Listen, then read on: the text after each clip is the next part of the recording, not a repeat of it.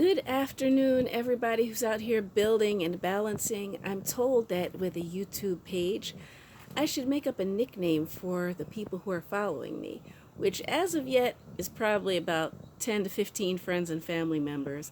But I don't know. This is the Build and Balance page, and I don't know if I'm thinking about BBs, but that makes me think of a BB gun or something like that. So I don't know. Builders, balancers, we'll figure that out.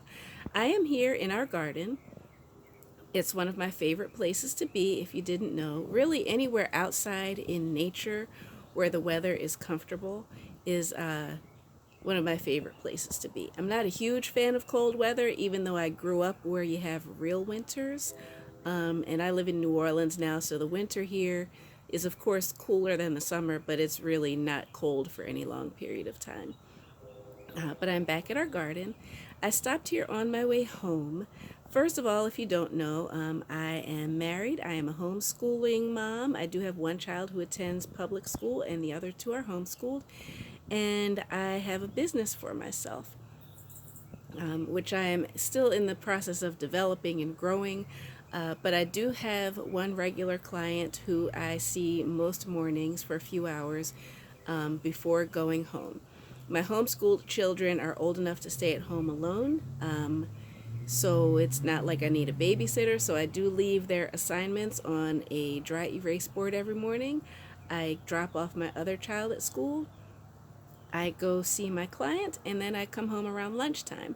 Today, I took a quick detour to the garden because prior to acquiring that client, I used to come here after dropping the kids off at school in the morning, and I could water and weed and help out with things here. I am not the main gardener.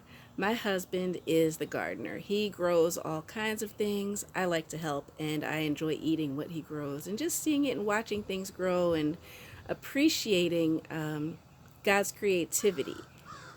So I do help out. Mostly that means watering and weeding.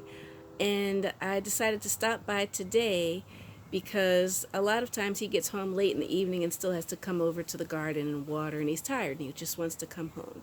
Now, ideally, for people who are learning to garden or just getting used to growing things, you don't want to water during the hottest time of the day. So, this is not the ideal time to water because there's evaporation. You might lose some of your water, but this worked out to be convenient for me, and hopefully it's a good surprise for him so he doesn't have to come back in the evening. I'll take you on a little tour of the garden when I'm on my way out. One thing that I wanted to talk to you all about today as we're building and balancing is how do you respond to people who treat you disrespectfully? And by that, I mean words and conversation. It's a whole other topic for people who abuse you in all other kinds of ways. But right now I'm talking about who people who are flip with the mouth, who talk to you as if you're beneath them, who have way more attitude than is required for the conversation. What do you do about that?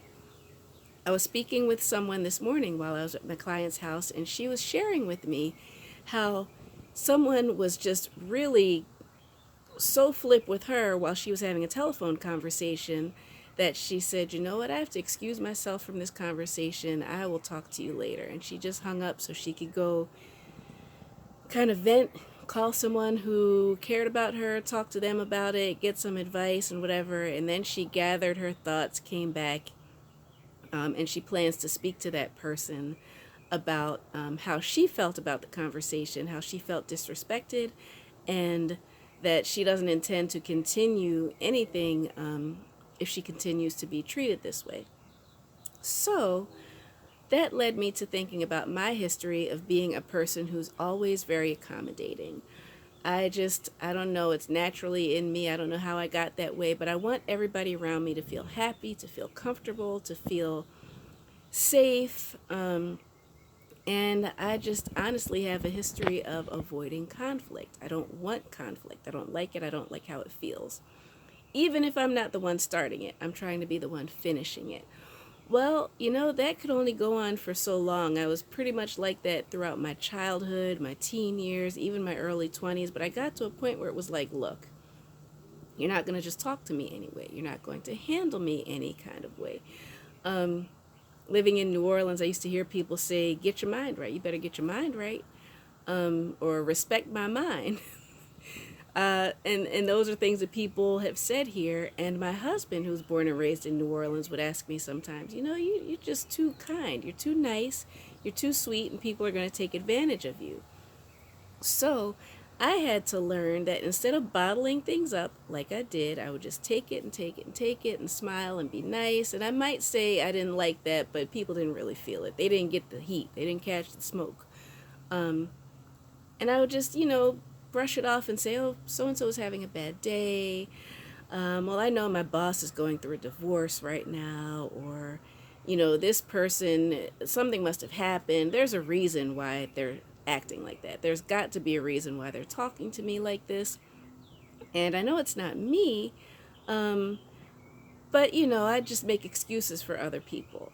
And then they'd continue to do it until, my husband really was like, you need to just toughen up and just tell them and take it or leave it. And if they get mad at you, too bad. They started with you. And if they yell, they might yell. They're not going to put their hands on you. And if they do, deal with that too. Press charges, whatever. So I'd say over the last decade, I've gotten much better with telling people, even if I don't say it immediately, I'll take a minute, gather my thoughts, adjust myself, and communicate with them at some point. I didn't like that. I'm not going to deal with that. I need you to not do that anymore. That's disrespectful. I don't treat you like that. Or do I? I will ask people, have I ever made you feel like this? Have I ever spoken to you in this way? Oh, no, I haven't. Now, what makes you think it's okay to speak to me that way? And a lot of times it'll be, oh, I'm so sorry. I didn't have my coffee yet in the morning. Or I'm so mad I had a flat tire. Like kind of the things that I used to imagine were problems with people. I'd say about half the time it was really a problem, but they would apologize and say, even with that, I didn't deserve what they said, how they said it. I didn't deserve that treatment. Now, some people will be like, well, that's just how I talk. And, if you can't deal with it, well, too bad. Well, no, it's not too bad for me. It's too bad for you because I'm finished here. That's really what it comes down to. Now, there is a way to deliver a message professionally if you have to tell this to a coworker or a boss or a client of yours.